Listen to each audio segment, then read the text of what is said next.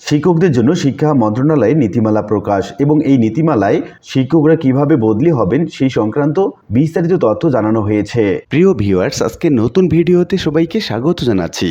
আপনি যদি আমার চ্যানেলে নতুন হয়ে থাকেন তাহলে এরকম গুরুত্বপূর্ণ ভিডিওর আপডেট পেতে চ্যানেলটি সাবস্ক্রাইব করে রাখুন। ভালো লাগলে লাইক কমেন্ট করুন আর সম্পূর্ণ ধারণা পেতে পুরো ভিডিওটি না টেনে দেখুন। তাহলে শুরু করা যাক।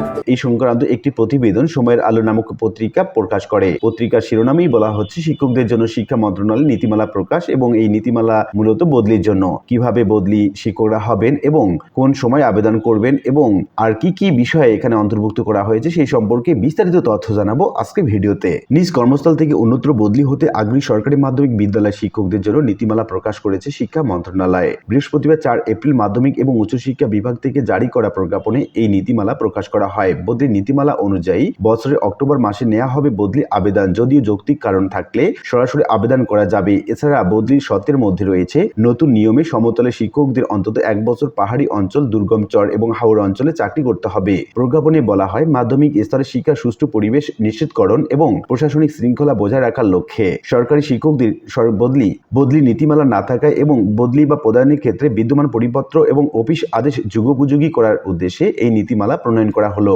শিক্ষার মাধ্যমিক স্তরে সরকারি শিক্ষকদের বদলি এবং প্রদানের ক্ষেত্রে এই নীতিমালা প্রযোজ্য হবে। সরকার জনস্বার্থে যে কোনো সময় যে কোনো শিক্ষককে বদলি বা প্রদান করতে পারবে। বদলির সময়কাল নিয়ে নীতিমালায় বলা হয়েছে প্রতি শিক্ষাবর্ষে শুধুমাত্র অক্টোবর মাসে আগ্রহী শিক্ষকদের বদলি আবেদন করতে পারবেন। এই সময়সীমা ব্যতীত অন্য কোনো সময়ে বদলির জন্য আবেদন করা যাবে না। তবে অনিবার্য পরিস্থিতিতে শুধু সিনিয়র সচিব বা সচিব, মাধ্যমিক এবং উচ্চশিক্ষা বিভাগ বরাবর আবেদন করা যাবে। প্রতি অক্টোবর মাসে শিক্ষকদের যুক্তিযুক্ত কারণে যথাযথ কর্তৃপক্ষের কাছে নিম্নলিখিত শর্তে সরাসরি বা অনলাইনে আবেদন করতে পারবেন। এক্ষেত্রে যথাযথ কর্তৃপক্ষের মাধ্যমে আবেদন করার প্রয়োজন নেই। অন্যদিকে মহানগর বা জেলা সদরে কর্মরত শিক্ষকদের চাকরি একই প্রতিষ্ঠানে টানা 6 বছর হলে তাকে নিজ জেলায় অথবা কর্মস্থলের পাশের জেলায় বদলি করা হবে।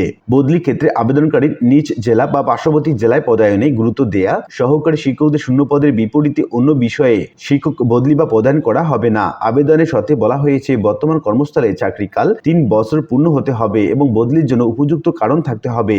আবেদন বিবেচনায় অনুসরণীয় বিষয় সম্পর্কে বলা হয়েছে অর্গানোগ্রাম অনুযায়ী বিষয়ভিত্তিক সহকারী শিক্ষকদের শূন্য পদের বিপরীতে অন্য বিষয়ে শিক্ষক বদলি বা প্রদান করা যাবে না। সমতলের সহকারী মাধ্যমিক বিদ্যালয়ের কোনো শিক্ষককে পার্বত্য, রাঙ্গামাটি, বান্দরবন, খাগড়াছড়ি অঞ্চলে এবং দুর্গম চর বা হাওড় অঞ্চলে বদলি করা হলে তাকে 1 বছর সেখানে চাকরি করতে হবে। এরপর অন্য কোনো জেলায় বদলি আবেদন করতে পারবেন। আর এই ছিল সরকারি মাধ্যমিক বিদ্যালয়ের শিক্ষকদের বদলির নীতিমালা সম্পর্কে পূর্ণাঙ্গ একটি ধারণা। আশা করি বিষয়টি বুঝতে পেরেছেন। আর আজকের ভিডিওটি এ পর্যন্তই। আশা করি ভিডিওটি আপনাদের ভালো লেগেছে। ভিডিওটি ভালো লাগলে লাইক কমেন্ট করতে ভুলবেন না।